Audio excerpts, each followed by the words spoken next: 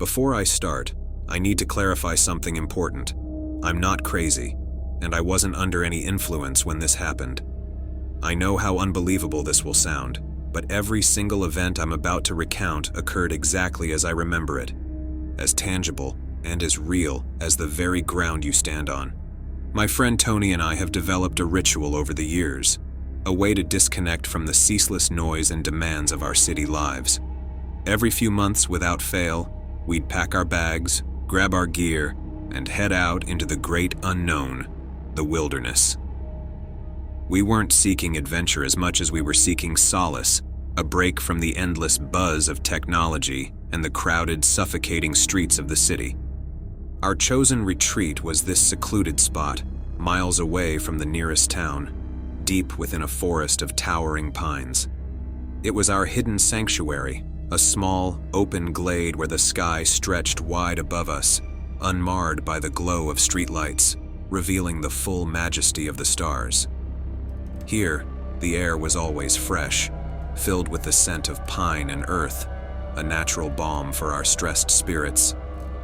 Setting up camp had become a comforting routine, pitching the tent, gathering wood for the fire, and then, the highlight, sitting back as the night enveloped us, sharing stories and gazing at the clear night sky. These trips were more than just a pastime. They were a lifeline, a way to reconnect with ourselves and each other, far from the demands of our daily grind. But this particular trip, the one I'm steeling myself to tell you about, started just like the others, but soon morphed into a night that etched itself into my memory for all the wrong reasons. It was supposed to be just another weekend in the wilderness, another brief escape. Little did we know, as we set out under the benign light of the afternoon sun, that we were walking into a nightmare, one that would challenge the very boundaries of our understanding. This trip began, as they all did, with laughter and the light-hearted banter that comes from years of friendship. We set up our tent with practiced ease, our movements synchronized from so many similar outings. The wilderness around us stood silent and imposing, an ancient world untouched by the passage of time, a stark contrast to the ever-changing cityscape we had left behind. As dusk crept upon us, painting the sky in shades of purple and orange, we started our ritual of building the campfire. There's something primally satisfying about constructing a fire from scratch, gathering the kindling, arranging the logs. We worked together in silent harmony, respecting the age-old dance between man and nature. The first spark from the flint was our signal to settle down, to let the worries of our other lives drift away on the smoke that curled lazily into the growing night. Tonight, however, as the flames took hold, licking the night air with tongues of orange and red, a different atmosphere enveloped us. There was an unusual intensity to the fire. It burned brighter and seemed to pulse with an inner life, casting long, sinister shadows that danced erratically on the surrounding trees. The comforting crackle of burning wood, usually so soothing, now carried an undercurrent of something else, something alive. We attributed the fire's strange vibrancy to the dryness of the wood or the clarity of the night. Yet, as the evening wore on, a silent unease settled between us.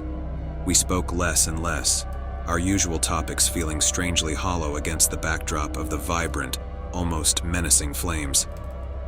The fire, with its hypnotic, ever-changing heart, drew our attention inwards, inviting us to lose ourselves in its depths. The night air, usually so crisp and invigorating here in the embrace of nature, felt heavy, charged with an unspoken energy that seemed to emanate from the fire itself. The woods around us, once a source of serenity and peace, now felt oppressive, watching and waiting. Every crack and rustle in the underbrush was amplified, sending jolts of unease through our hearts. Yet we were captivated, drawn to the fire as if by some primal force, unable to tear our gaze away from the flickering flames that seemed to dance with a life of their own. The fire had become more than a source of warmth and light. It was a living entity, a mesmerizing spectacle that held us in its thrall, silent and unblinking, as the night wound its dark, silent tapestry around us. As the night deepened, the fire's allure grew stronger, its warm, inviting glow turning into something more hypnotic, more compelling. Tony and I, usually so full of conversation and laughter, sat in unusual silence, our eyes locked on the dancing flames that seemed to leap and twirl with a life all their own. The crackling of the wood and the occasional snap of a flame sounded like whispers, as if the fire were speaking in a language only our souls could understand. The change was gradual, almost imperceptible at first. It was as if the fire were slowly weaving a spell around us, the heat not just warming our bodies but seeping into our minds, lulling us into a trance-like state. The world outside the firelight receded, becoming nothing more than a distant, forgotten shadow. All that existed, all that mattered, was the mesmerizing dance of the flames before us. What began as a peaceful, meditative focus shifted subtly into something darker, more ominous. The flames, with their vibrant reds, oranges, and yellows, began to morph and twist, forming shapes that seemed almost human, reaching out to us with fiery fingers. It felt as though the fire was communicating, drawing us in, urging us closer with each flickering movement. It was Tony who first broke the trance, his voice barely above a whisper, yet it cut through the thick, heavy air like a knife. "Do you see it?" he asked, his tone a mixture of awe and fear. I didn't answer, but I didn't need to. The look in his eyes mirrored my own feelings. We were seeing the same thing, feeling the same inexplicable pull towards the heart of the flames. The air around us grew thicker, charged with an energy that was both terrifying and exhilarating. The fire's crackle turned into a chant, a siren song that promised secrets and revelations hidden within its burning core. We were no longer ourselves, no longer mere observers of this ancient elemental dance. We were part of it, drawn into the fiery vortex, losing all sense of time and place. The realization of what was happening came too late. The boundaries between us and the fire blurred, the heat no longer just a physical sensation, but a burning need, a desperate desire to join with the light, to become one with the flame. It was a seduction, complete and utter, stripping away our rational thoughts, leaving only the primal urge to move closer, to surrender to the fiery embrace. It was in this moment of near total surrender, as I saw Tony rise, as if in a trance, moving towards the fire with outstretched hands, that a sliver of sanity pierced the fog of seduction. The danger, the absolute insanity of what we were doing, flashed through my mind. But would it be enough to save us from the hypnotic call that promised oblivion in its scorching arms? In that critical, heart-stopping moment, as Tony edged closer to the consuming flames, a primal part of my brain, untouched by the fire's mesmeric influence, screamed into life. It was a raw, desperate instinct for survival that had lain dormant, now awakened by the imminent danger before me. My friend, as dear to me as a brother, was moments away from oblivion, drawn in by the deadly ballet of the fire that had promised warmth, but now beckoned with the cold, inexorable pull of destruction. My body reacted even before my mind fully grasped the situation. I sprang forward, fueled by adrenaline, my arms reaching out for Tony in a desperate lunge.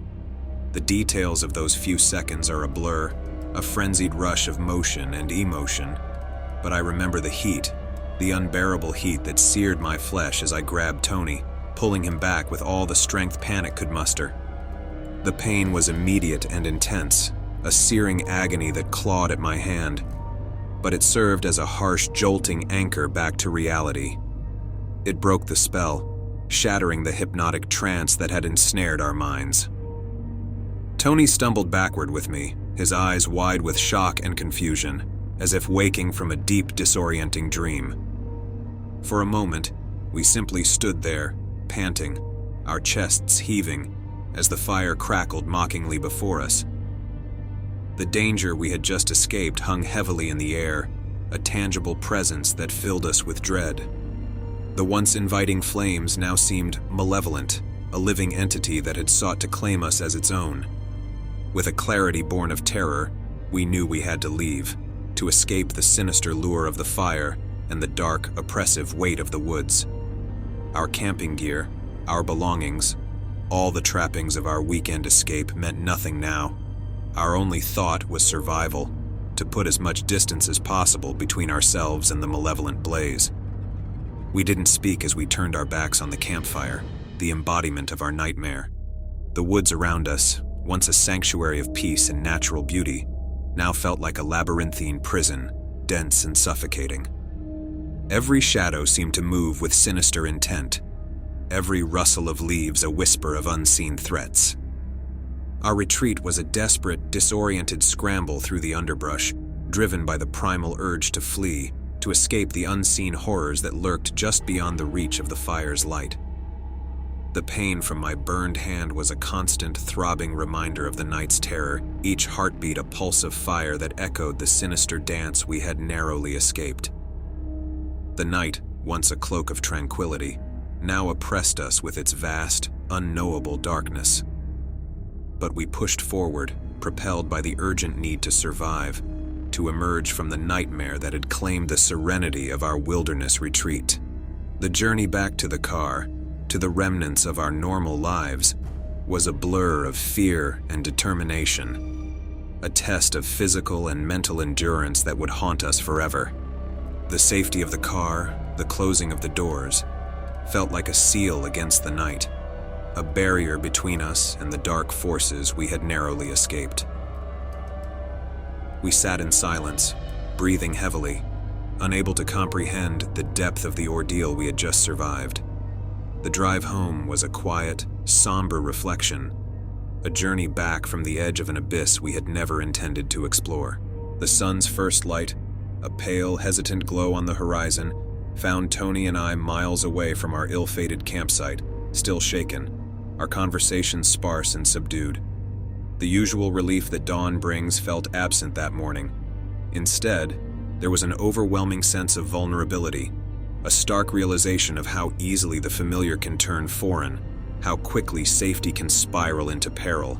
In the days that followed, Tony and I attempted to resume our normal lives, but the shadow of that night lingered, a dark stain on our consciousness. We spoke little of what happened, as if by mutual, unspoken agreement. Yet, the experience bound us in a new way, a shared ordeal that was too raw, too visceral to put into words. My hand, bandaged and slowly healing, was a constant, painful reminder of the night's reality, a token of the fine line we had walked between life and death. The wilderness, once a source of peace and rejuvenation, now held an undercurrent of dread for us. The simple, innocent act of lighting a fire, whether at a campsite or in a backyard, became a source of deep anxiety. The crackling sound, the smell of burning wood, the warmth that once signified comfort and camaraderie, now resurrected unwelcome memories, sending a chill down my spine. The incident in the woods changed us in ways that were hard to articulate. There was a before and an after, a line drawn in the sand of our lives. The carefree adventurers who had set out into the wilderness were gone, replaced by men who had looked into the abyss and seen something looking back. I share this story not for sympathy or as a cautionary tale against the dangers of the wild. Nature, in all its beauty and majesty, remains indifferent to the fates of those who wander into its realms. No, I share this story as a warning against complacency, against the belief that we are always the masters of our environment, that our dominion is absolute. Fire, in its most primal essence, is a force of nature, beautiful, essential for life, but also destructive, capricious, and ultimately beyond our complete control. It deserves our respect, our caution. Our encounter, surreal and harrowing as it was, serves as a stark reminder that there are forces at play in this world that defy explanation, that can turn the mundane into the malevolent.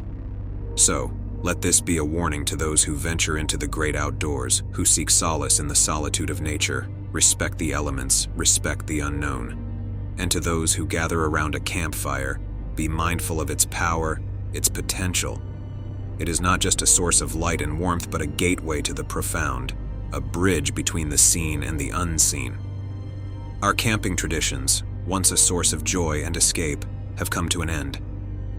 The scars we carry, both physical and mental, have instilled in us a new reverence for the natural world, a deeper understanding of its mysteries and its dangers.